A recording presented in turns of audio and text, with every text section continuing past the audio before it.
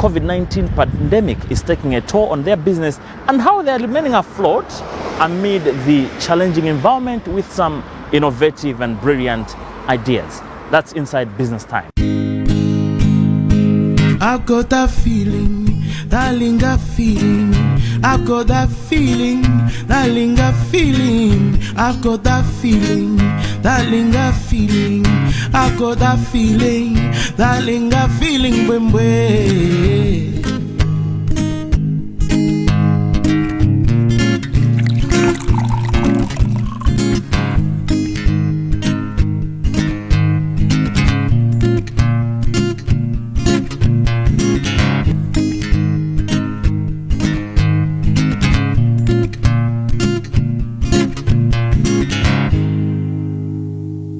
Made from fresh local fruits of mulberry, jambula, rosella, strawberry, plum, white guava and white peach, and naturally fermented for 1 or 2 years in our cool cellar, comes Malawi's own Linga. Here's to a smooth taste, unsurpassed quality, and distinctive fruit wines. When in Malawi, it has to be Linga.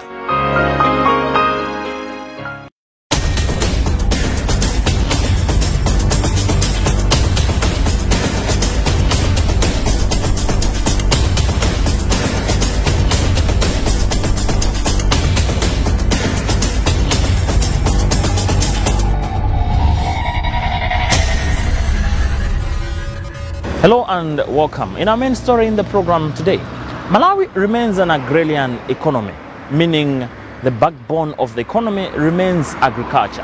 However, in the recent past, agriculture's input to the national economy has been dwindling.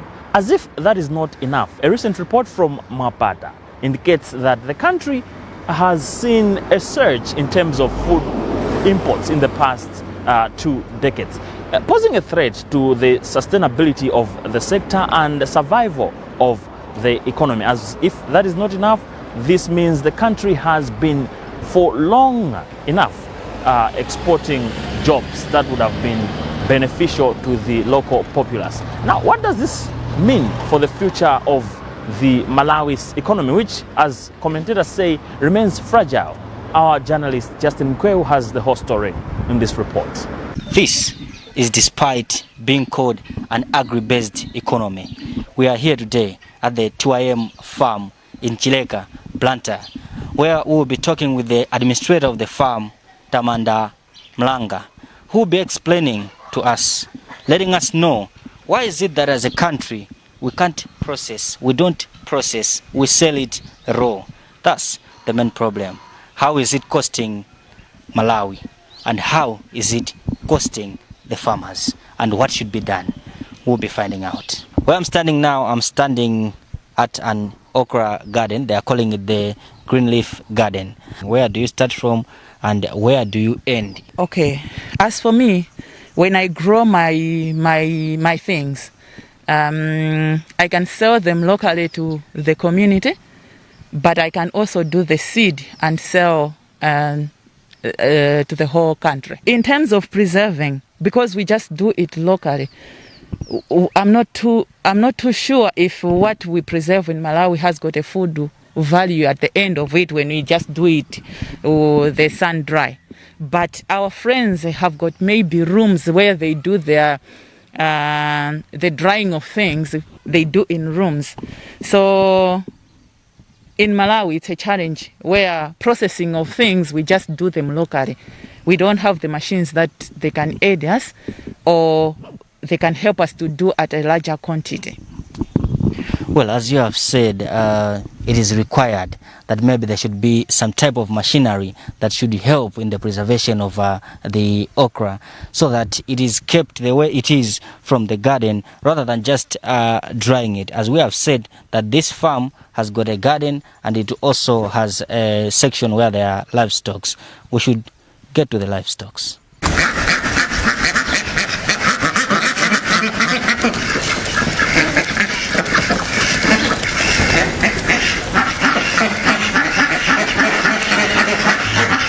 As we indicated that we will be going into the livestock section also to see how Malawi can benefit. Why is it that Malawi is importing more food than exporting, despite the country being called an agri-based economy, whereby the world expect that maybe we will be exporting more. We will be exporting more of milk, processed milk. We will be exporting more of everything. But if we export raw products. Why? We are here to find out, and we are here at the farm. If we can have maybe small machinery that can be producing, maybe help us to have the powder milk, the cheese locally. It means a lot more people that they don't know the product. They will know it because locally it is locally found. But if you go out there and ask anyone, do you know cheese? It's just a few people that will say, yes, we know cheese. But do you know powdered milk? No, we don't know it. But these are some of the products that everyone would like to have them at the cheaper cost. They've got nutrients that brings to the body. So yeah, government should do something to the local farmers. They should do, the cooperatives should come back. Then they can bring small machineries in those areas. Then we can be processing some things. If at all they can do even loans where you cannot be a cooperative, but you're just an individual, you can be getting the loan, accessing the loan, then you buy the machine, then you also help the small farmers. You'll be buying their milk, their meat, and process it into something.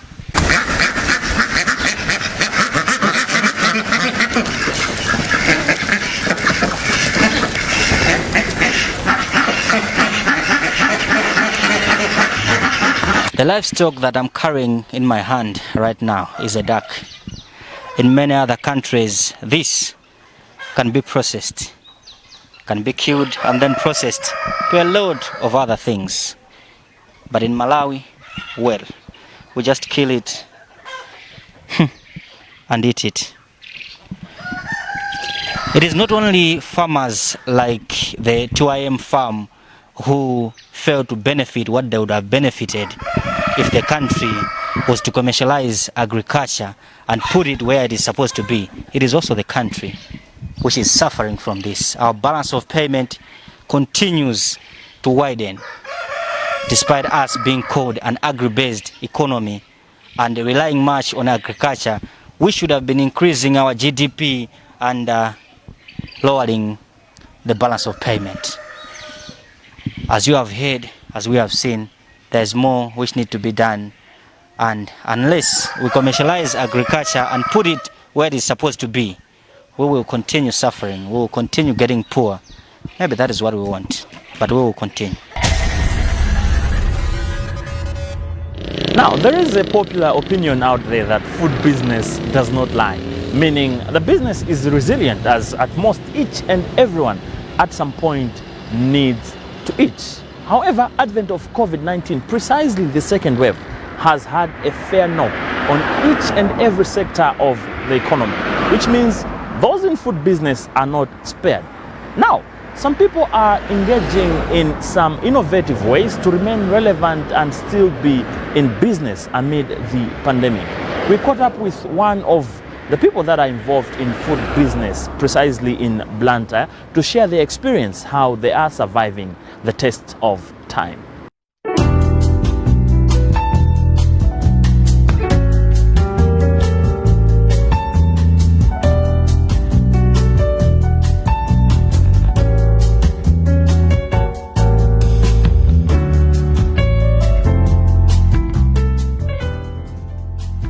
I'm Tuko Kazima.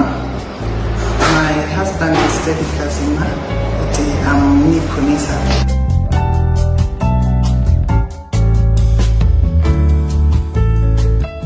We've just had the restaurant for 2 years. We started in 2018. I have a friend, Mrs. Chigoga. She has a restaurant. So I was telling her that the business I want a business that can be giving me cash every day. So he said, why can't you just try a restaurant? It's at least with that one, it's cash. People cannot just come and take food on credit. I said, oh, is it? He said, yeah, let's go and try. So we went together to China, and she's the one who helped me a lot to buy the things that you see in here. Yeah, so I bought them in China.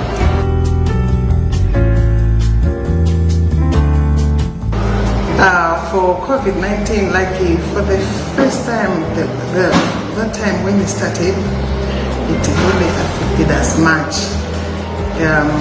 Like for sales, they went down. But now, this time, starting from January, the second wave, I should say, it hasn't affected us much, like the way it affected us, the first wave. Like for us coming here every day, but with this COVID-19, what I can say is we survived because of the grace of God. Because we meet with a lot of people. Also, because of the protection of the mask, we have always sanitizer. Because when I touch money, there's no way I can also touch food.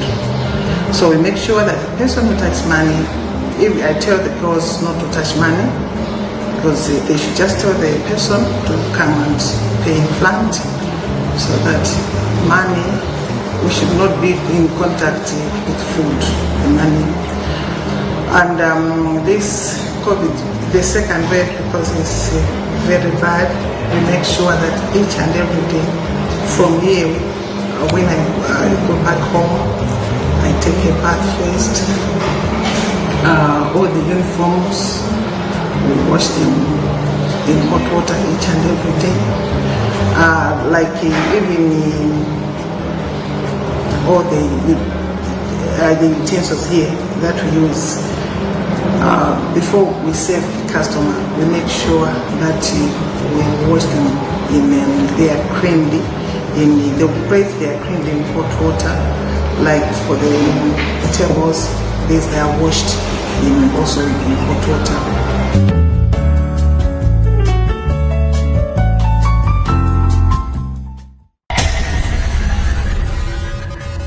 Now, as Area alluded to, food output has been shaken in the recent past.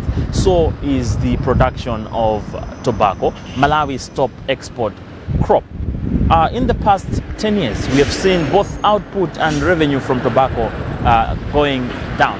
Last year was one of the years to forget to some farmers, as they could not make the most of their toil. Our journalist Feston Malekezo went to Kapuafu in Mzimba to speak with some of tobacco farmers to share their experience of last year and expectation for this year. He has the whole story in this report.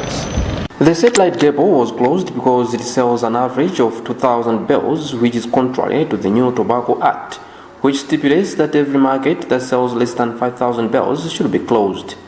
Traditional authority Perembe of Mzimba district, a farmer, says the closure of the market has reduced the bargaining power that farmers have over their tobacco. When we had the market operating from here, it was a great opportunity for farmers to see what auctioning or direct marketing of their crop means. They could bargain with the buyers and get better prices. But also, the day they are selling their crop, they could just walk in without necessarily catching a bus going to Mzuzu. So that's the difference. Another farmer, Richard Piri, says the COVID-19 precautionary measures that were set during the last season's tobacco market were not favorable for the farmers. Piri feels most of them were duped and given unfair prices despite producing quality leaf because they were not allowed to participate in the market activities. Another farmer, Titus Malaso, says the past 5 years tobacco has been fetching low prices, prompting more farmers to withdraw their labor. In his remarks, Tobacco Commission Chief Executive Officer Joseph Chidanti Malunga concurs with the farmers that the issue of pricing is bigger that needs sober approach to be rectified. The issue of pricing is a big issue that we have to deal with as a commission. The demand for tobacco has been declining over the years. The morale for growing tobacco also has been declining. There are several issues, it's a mosaic of issues that we can bring together and find the reason why this is the case. So it is our task to find out how we can revamp the market. We need to sit down properly and listen to everyone else in the industry, buyers, growers, name it, even people that just look at tobacco as tobacco from afar. They also have a voice. So let's listen to everyone and see how best we can do this. But I would like to admit that indeed the issue of pricing is a big issue in as far as this industry is concerned. Meanwhile, the farmers are optimistic that with the new government in place, this year's tobacco season could be better than any other. The revenue from tobacco sales fell to $174.5 million in 2020 compared to $237 million in 2019, after trading a total of 112.8 million kgs of tobacco. Remember, this is Business Time, a magazine program where we bring you major business and economic news stories that are making headlines in the country. We'll be right back, and when we get back, ICT experts punch holes in the proposed data protection law. That's when we get back inside Business Time. Excuse me, madam. Stop billing. I'm taking back all these goods to the shelves. What's wrong, sir? Never mind. I have just changed my mind.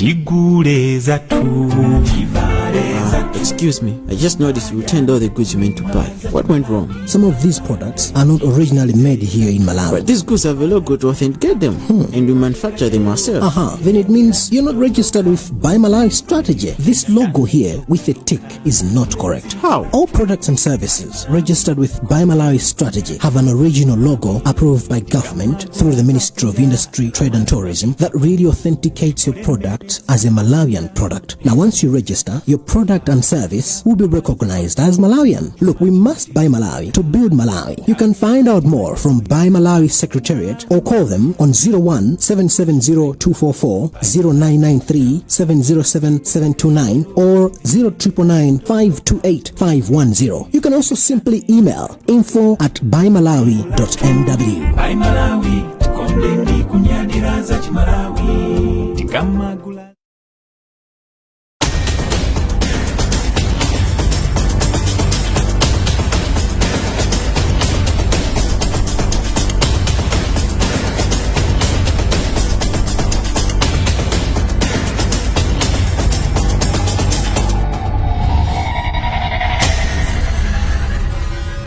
Welcome back. This is Business Time, a magazine program where we bring you major business and economic news stories making headlines. And moving on in the program, the government is working on an ICT-related law dubbed the Data Protection Bill. It is aimed at bringing sanity in the industry.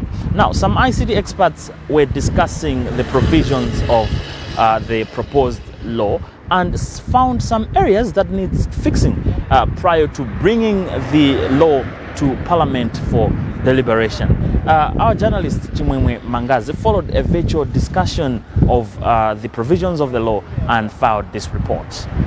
During a virtual meeting organized by the ICT Association of Malawi, the specialists took turns to highlight areas that need to be amended before the bill is taken to Parliament. Chief Executive Officer of Converged Technology Networks, Brian Longwe, took part in the meeting. There are a couple of issues, I think, that the industry at large has with the way in which the bill has been formulated.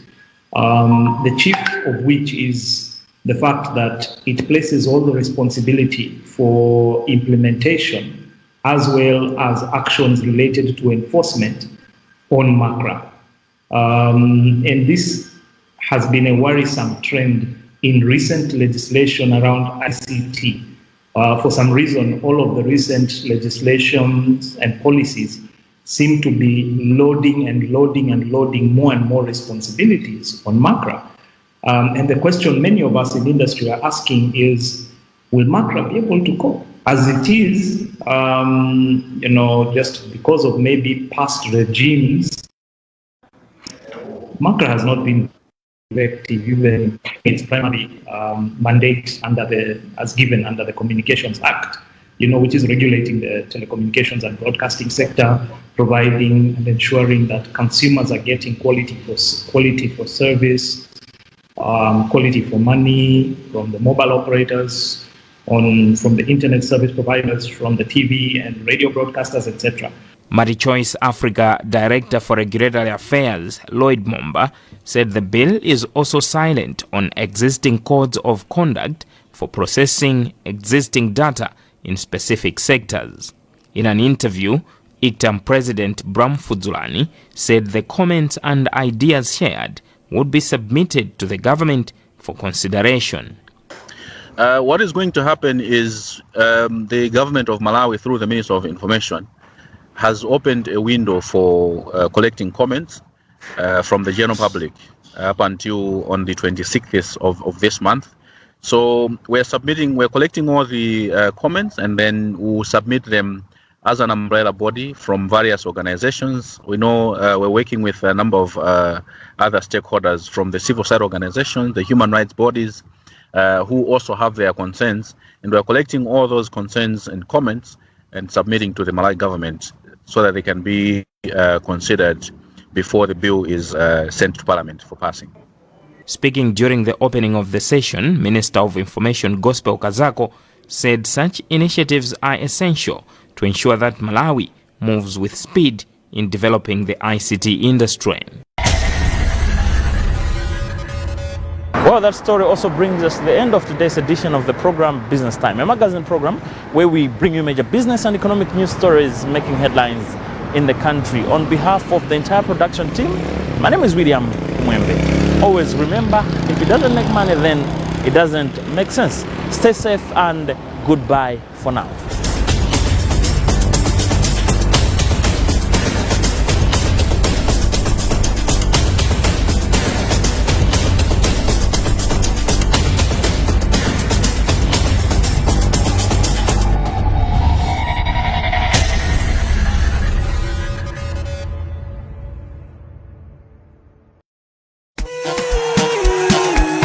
Zana Brenzizi.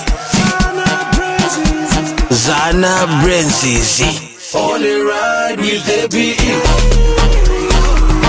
Advancing Business Education, ABE, is giving you the opportunity to be the winner of a Mazda Demio in the